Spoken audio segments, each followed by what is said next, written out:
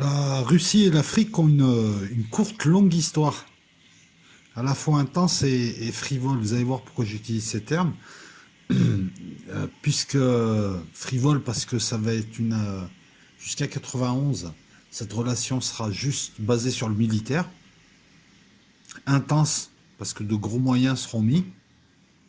Et courte et longue, parce que c'est une histoire qui démarre dans les années 50 avec la guerre froide. Alors cette histoire a pris fin en 91 avec la disparition de l'URSS et la nécessité pour la Russie, en proie alors au chaos helsinien, on va le dire comme ça, hein, ça sera plus poli. Cette Russie, donc nécessité pour cette Russie de se recentrer sur elle-même et d'abandonner ses alliés, elle n'avait plus les moyens, d'abandonner Cuba, d'abandonner ses alliés en Afrique du Nord, d'abandonner le Moyen-Orient, la Serbie aussi. Et comme la géopolitique a horreur du vide, l'OTAN en profitera bien.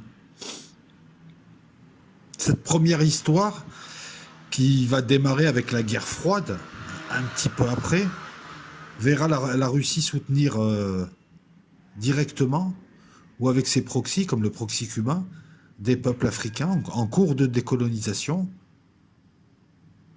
qui démarrent juste, vers la Russie en Angola, au Mozambique, dans les années 70, une forte aide au Soudan. Dans les années 80, c'est avec l'Éthiopie de Mengistu. Il s'agissait surtout, et il s'agit surtout d'une relation qui était axée sur l'Afrique du Nord, en fait. La géopolitique russe avait pour dada la continuité territoriale. Elle voulait une continuité territoriale entre le Mashrek, c'est-à-dire la Syrie, le Liban, l'Irak, et le Maghreb, afin d'avoir la rive sud de la Méditerranée. Concernant l'Afrique subsaharienne, c'était surtout des livraisons d'armement, des conseillers militaires, comme en Éthiopie, comme au Soudan aussi, de grosses livraisons. Ça restait en fait une histoire superficielle, basée juste sur de l'armement. On t'aide parce que mes ennemis, voilà. Non, je t'aide parce que tu te bats contre mes ennemis. Et donc tu vas les fatiguer, tu vas les user. L'intérêt pour l'Afrique, c'était surtout l'intérêt pour l'Afrique du Nord, où il y avait une vision géostratégique, c'est-à-dire c'est ce qu'on va voir tout à l'heure et dans la vidéo qui sera la vidéo d'analyse qui va suivre, mais qui sera sur Patreon. C'est la première couche, c'est la couche méditerranéenne. Si tu t'installes bien là-bas, tu as la rive sud de la Méditerranée, toute la Méditerranée cette fois. Il y a un intérêt géostratégique, il y a un intérêt aussi, puisque beaucoup de ventes d'armes. Hein. L'Égypte dès 56, l'Algérie, puis la Libye, de gros acheteurs d'armes, et la Russie, l'URSS d'abord et la Russie ensuite. Là, on parle plutôt de l'URSS, n'a que des armes à proposer quasiment, à ce moment-là. Elle n'a pas de produits manufacturés à proposer. La géopolitique russe n'avait pas non plus les moyens de s'installer comme pouvaient le faire, comme pourraient le faire les Américains en Afrique. Donc elle s'était axée sur le Maghreb. Là, je te parle de la première relation jusqu'à 91. Ça permettait de casser aussi l'endiguement. L'Égypte, à partir de 56, quand la Russie a menacé d'utiliser ses armes nucléaires, si la France, l'Angleterre et Israël ne dégageaient pas du canal de Suez, l'Algérie après 62, gros acheteur d'armes, et puis on va dire un allié neutre, le Soudan. L'engagement sera fort, sera intense. Voilà pourquoi au départ j'ai parlé de courte longue histoire, à la fois intense et frivole. L'intensité, c'est que oui, il y a eu des combats, il y a eu des troupes, il y a eu des morts. Ils ont livré beaucoup d'armements. Et ils ont aussi surtout formé, hein. Enfin, ils ont aussi formé 240 000 étudiants formés par la Russie en 91. Entre les années 50 et 91, 240 000 étudiants, et parmi eux 60 000 en URSS, notamment l'université Patrice Lumumba, qui a formé beaucoup de... Voilà, dans le cadre du soft power, on forme des Africains, on forme des élites arabes, des élites africaines, comme ça elles seront plus favorables. Lorsqu'elles auront le pouvoir, elles signeront avec nous des contrats et elles seront plus amies avec nous qu'avec l'Occident. L'URSS voit intense parce que l'URSS avait des bases en Guinée, en Angola, en Somalie, en Éthiopie. Entre 75 et 94, il y avait jusqu'à 11 000 soldats russes, il y avait des Cubains aussi, il y a eu des combats, en Angola il y a eu des combats très durs. Le Soudan a bénéficié jusqu'à 150 millions d'armement. Alors ça fait beaucoup et pas beaucoup. Ça fait beaucoup si je te dis que c'est de l'armement léger, essentiellement, donc ça fait beaucoup. Mais c'était une relation idéologique, avec très peu de retour sur investissement, puisque finalement, l'URSS n'avait toujours pas accès aux mers chaudes. Ça, c'est un des axes de sa géostratégie. Et très vite, il ne restait plus rien. En 91, lorsque l'URSS a disparu, très très vite, les liens se sont distendus, voire même se sont effacés. Jusqu'à Poutine, en 2000. Poutine qui revient. Poutine qui est un compromis entre le KGB, des oligarques patriotes et le clan Eltsine. Ils ont dit à Eltsine, tu pars tranquillement, on ne te fera pas de procès, on ne t'ennuiera pas. On n'ira pas voir d'où vient ton argent, mais tu laisses la place à quelqu'un qui pourra remettre l'URSS en état. Enfin, l'URSS, la Russie en l'état. Mais cette Russie-là, on la veut URSS sans le communisme. On veut qu'elle redevienne une superpuissance. On veut qu'elle revienne dans le jeu. Poutine, déjà, pense que pour revenir dans le jeu, il faut être en Afrique. La Chine commence à s'installer. C'est un continent, c'est la chasse gardée. Il y a le précaré français, puis il y a le précaré anglophone. Il y a beaucoup de ressources. Ce que tu ne vas pas chercher toi, les autres vont le prendre. Donc il faut s'installer. Le problème, c'est qu'en 2000, la Russie, c'était pas trop ça. C'était une espérance de vie très faible, qui avait baissé de 10 ans, je crois. C'était encore la misère. C'était beaucoup de gens qui émigraient, qui partaient, qui émigraient. Beaucoup de compétences. C'était une puissance régionale, avec une armée vétuste. On avait compris que, mais on n'avait pas encore les moyens. On voyait les Chinois s'installer. L'Afrique, c'est des ressources nécessaires aux économies, c'est des métaux précieux, c'est de l'énergie. C'est tout un tas de choses qui font tourner les industries. Il faut en être. La Russie, en plus, voit les Chinois prendre de l'avance. C'est à partir de 2000 où on a commencé véritablement à prendre conscience de l'ampleur de... Enfin, à prendre conscience de la puissance chinoise et de son développement exponentiel. Les Chinois qui se sont installés en Afrique, qui concurrencent tout le monde, qui prennent des ports, qui font du business et qui exploitent les ressources minières et autres. En plus, les Chinois sont assez puissants puisque eux, ils ont des produits manufacturés à proposer, ils peuvent faire du commerce, il y a beaucoup d'argent, ils peuvent investir. Les Russes n'ont pas les moyens, et ne les ont toujours pas. Première étape, la Russie va commencer à ce moment-là, timidement, une campagne diplomatique. La première visite en Afrique, c'est l'Afrique du Sud, et ensuite c'est l'Algérie. L'Afrique du Sud parce que c'est un BRICS, c'est un allié, et l'Algérie parce que pour rallumer la flamme, c'est un vieil allié. Retour en Afrique, on efface la dette de l'Algérie, 4 milliards de dollars, et en contrepartie, il y a un gros contrat d'armement. Le choix est bon parce que depuis l'Algérie, c'est la moitié des armes vendues en Afrique. La moitié des armes russes vendues en Afrique, c'est l'Algérie qui achète. C'est la première phase, on va s'installer diplomatiquement. Poutine va donc aller en Afrique du Sud. On va créer des missions commerciales, mais déjà, on reprend les mauvaises habitudes. 3 missions commerciales en Afrique du Nord, au Maroc, en Algérie et en Égypte, et une seule pour toute l'Afrique subsaharienne.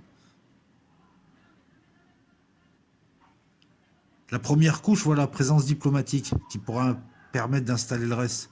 Des gens qui vont s'installer, qui vont arriver, les médias, etc. Maintenant, avec le recul, on comprend pourquoi Poutine, il jouait le sage, il prend des postures calmes, il a une politique étrangère qui est faite de non-ingérence. Il joue le rôle, en fait, symétrique au rôle que joue l'OTAN. L'OTAN joue l'agressif, joue le type qui menace. Poutine joue le type calme, fort mais calme, qui s'interpose, qui essaie de calmer le jeu dans la cour de récré. Ben, ceci fait partie de toute une stratégie diplomatique pour rassurer les pays, pour mieux s'implanter. À un moment donné.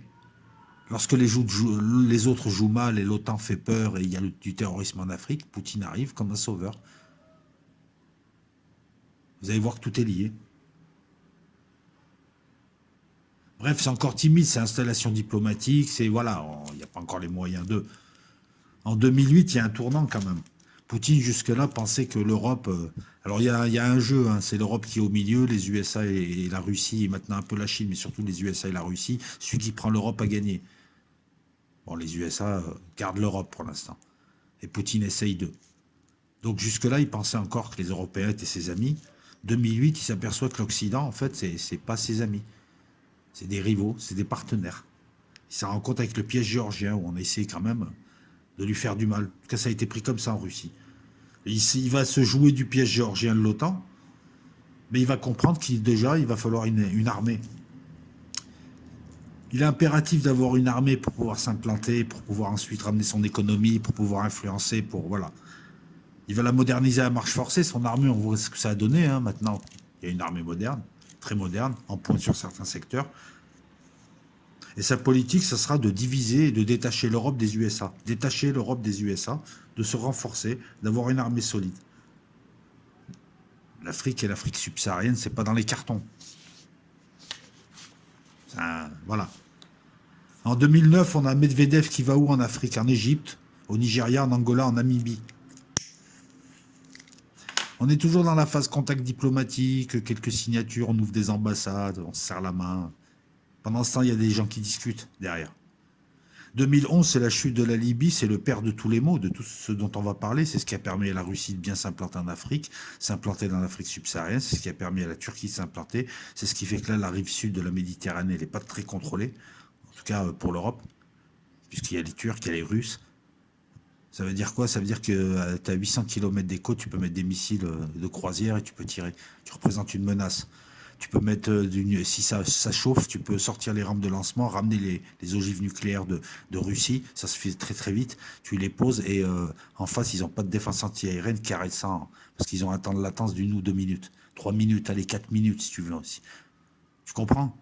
La portée encore. Là, il se rapproche, le gars. Il peut t'en balancer plus encore. Et tu as encore moins de temps pour les attraper. Rien que ça déjà, mais sans aller jusque-là, contrôler la... Voilà, c'est de la géostratégie, c'est de la géopolitique. Ben, la chute de la Libye, elle va ramener tout ça, en fait. Punir la Libye, c'est s'auto-punir, parce que ça donne le Mali, ça donne Barkhane, ça donne la déstabilisation du Tchad dont je vais te parler là. C'est aussi le sujet de la vidéo. Ça donne la République centrafricaine, ça donne les migrations, ça donne toute la déstabilisation. En 2014, il y a une véritable prise de conscience. Cette fois, les Russes se rendent compte que non seulement l'Occident n'est pas leur ami, mais c'est aussi leur ennemi. Avec l'histoire de la Crimée, l'Ukraine, je te la fais rapide. Les sanctions qui commencent à étouffer la Russie. La Russie se dit, il va falloir que je relâche un peu le nœud autour de moi. L'OTAN est près de mes frontières. Et à ce moment-là, il applique une technique de très grand stratège. Je vais taper beaucoup plus loin, je vais créer des points de fixation. C'est l'installation en Syrie. La Syrie, en fait, ça va permettre à la Russie de montrer véritablement à tous qu'ils peuvent s'opposer aux Américains, qu'ils peuvent sauver des pays, qu'ils peuvent protéger des pays, qu'il a une armée solide, qu'il a du très bon matériel. Depuis la Syrie, il vend. Depuis la Syrie, il est sollicité. Depuis la Syrie, la Russie est revenue.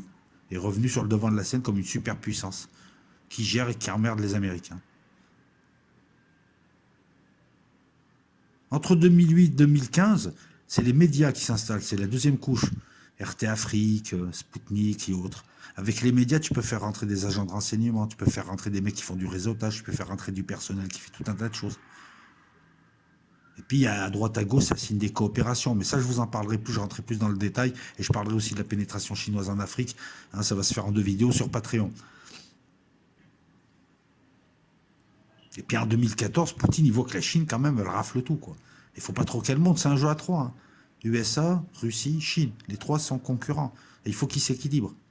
Voilà. Quand il y en a un qui voit les 2 autres se bouffer, il est content. C'est comme ça.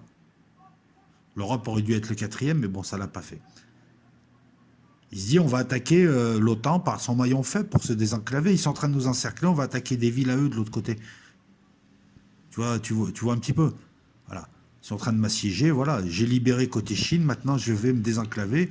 Où je me désenclave, je suis déjà en Syrie, l'Afrique.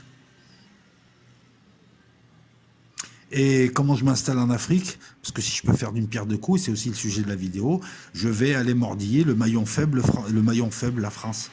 Le maillon faible de l'OTAN. Parce que la France, voilà, depuis la Libye, la France a perdu en crédibilité. Son précaré s'est rétréci. Elle a perdu la Tunisie au profit des USA, plus ou moins. On parle d'influence, on ne parle pas de tutelle non plus. Les médias russes s'installent, les réseaux s'installent. Ça permet aussi de travailler les populations, travailler les médias locaux. Ça permet aussi de préparer le terrain, faire du soft power russe. C'est comme ça aussi qu'ils s'implantent. C'est ça aussi la pénétration. Et on commence aussi à voir des accords qui se signent. Qu'est-ce que peut faire la Russie? Du sécuritaire, du militaire, de la vente d'armes et de l'exploitation minière, extraction, et de la formation. Voilà ce qu'elle propose. Il y a plein de pays qui commencent à dire c'est cool, on va diversifier. Les Chinois, ils commencent à être gourmands. L'Occident, c'est pas ça. Les Russes, ils sont clean, on peut faire affaire avec eux. Il y a toujours, dans tout un tas de pays, il y a toujours une faction qui est pro-russe. On va le voir aussi. En 2015, c'est l'accélération. Donc, et puis, ils ont l'accès aux mers chaudes maintenant, avec Tartous. C'est une nouvelle relation, en fait. C'est pas l'ancienne relation qui s'arrête en 80, c'est une nouvelle relation. Cette fois, elle n'est pas frivole, parce qu'elle va s'inscrire sur tout un tas de domaines géostratégiques, économiques, techniques. Et moi, je le vois comme ça, c'est pas la vision russe. Il y a 3 couches. Tu as la couche Maroc, Algérie, Tunisie, Libye, Égypte, c'est la première couche.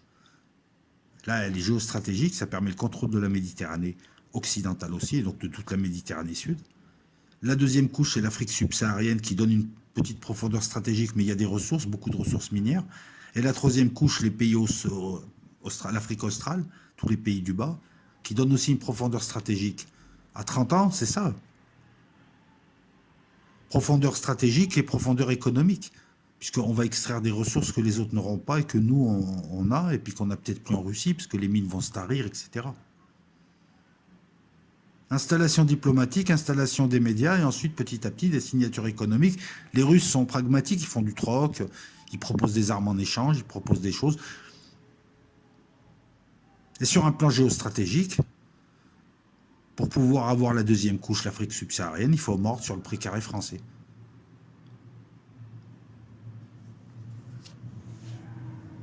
« 2017, une tournée en Algérie, au Maroc, c'est qu'en 2018, véritablement, c'est là où les Russes commencent vraiment à voir leur politique syrienne réussir et avoir de l'éclat et se sentir un peu, prendre un peu confiance.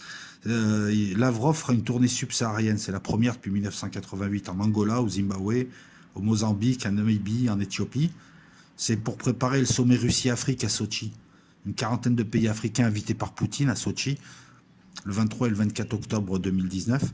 Là, voilà, là, on sent que là, voilà. Quand tu invites des chefs d'État, tu discutes avec eux, tu fais des conférences. Derrière, il y a tout un tas de patrons, il y a tout un tas de délégations, de patrons et autres qui viennent aussi signer des choses.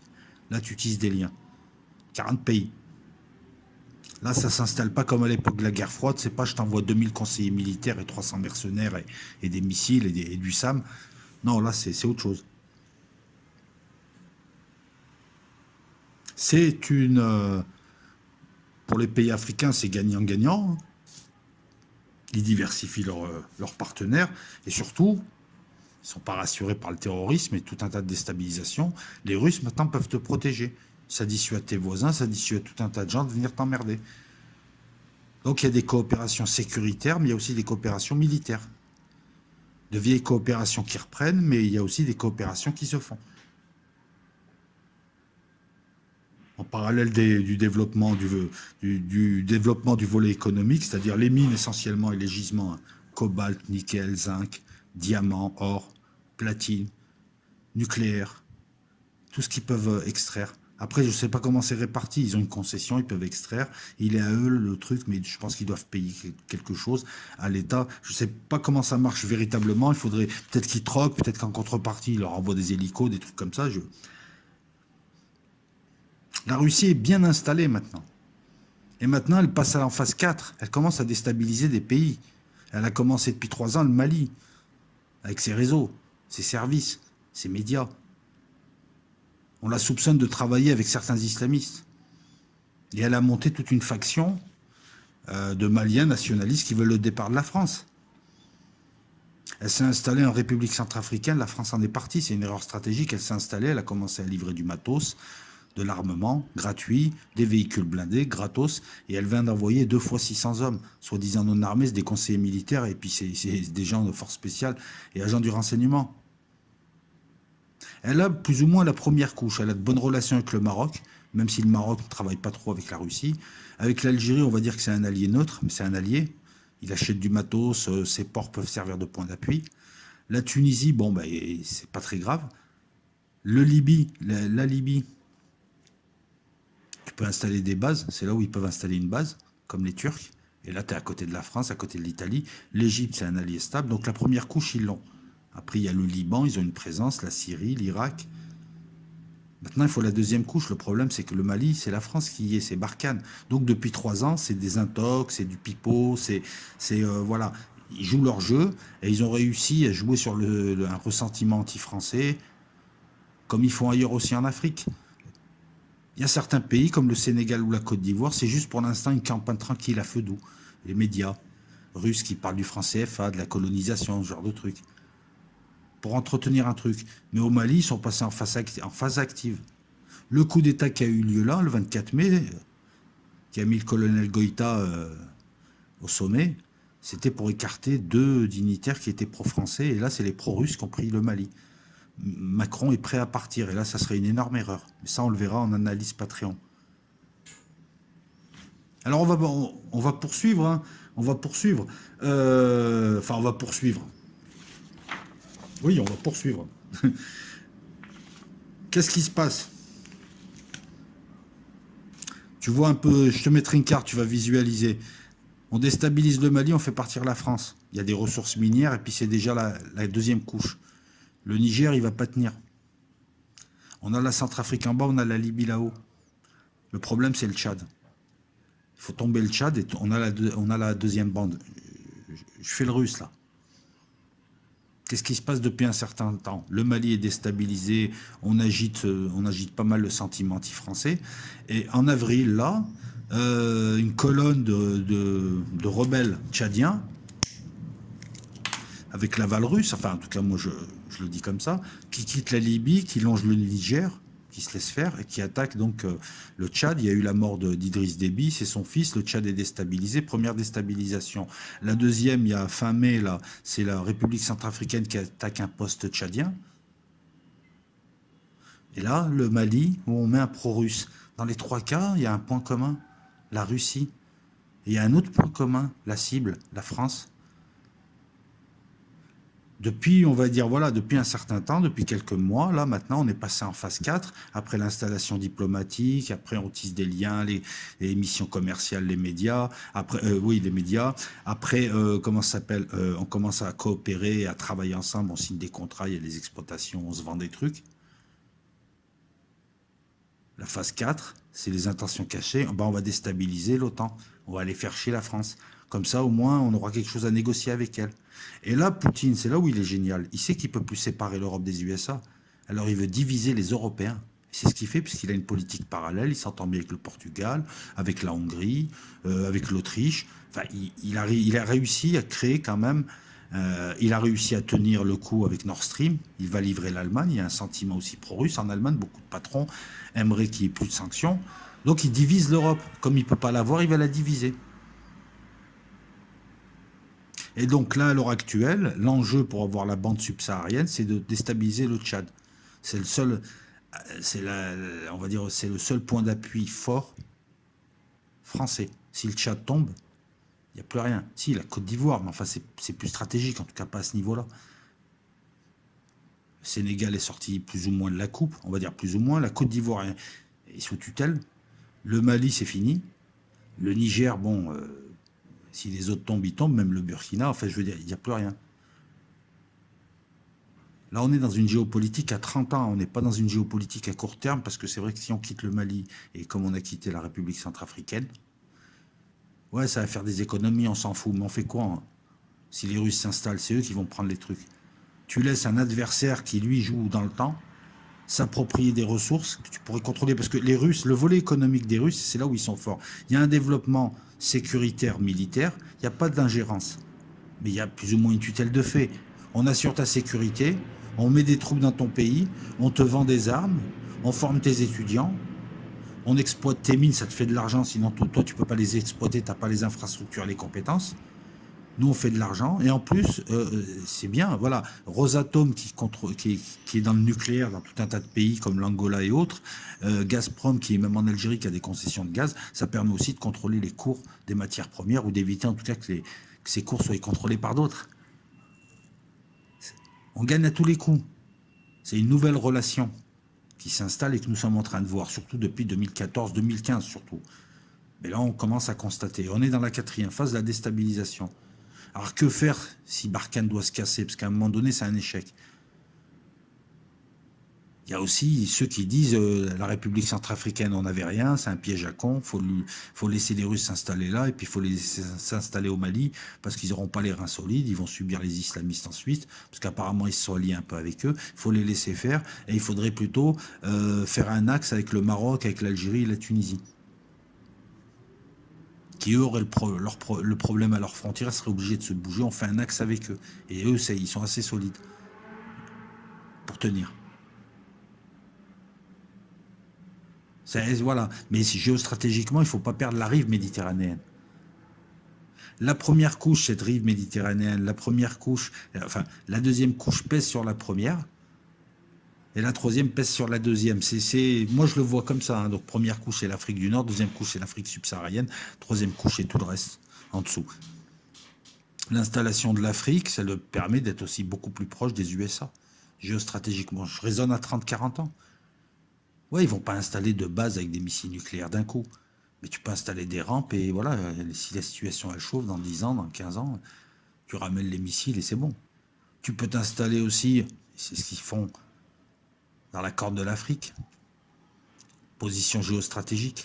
Les Russes viennent d'ouvrir, on va dire, 2 points d'appui au Soudan qui permettent à leurs bateaux de se ravitailler, de se poser un petit peu. 2 points d'appui, tu peux en stocker des armes nucléaires, tu es près de l'Arabie Saoudite, tu es près d'Israël, tu es près de l'Europe. Et tu es entre le canal de Suez et le détroit d'Ormuz, c'est-à-dire que tu es en pleine route du pétrole, tu peux bloquer. Il y a le volet géostratégique qui est beaucoup mieux, parce que maintenant il s'agit d'une véritable installation. Encore une fois, c'est sans commune mesure avec la première histoire.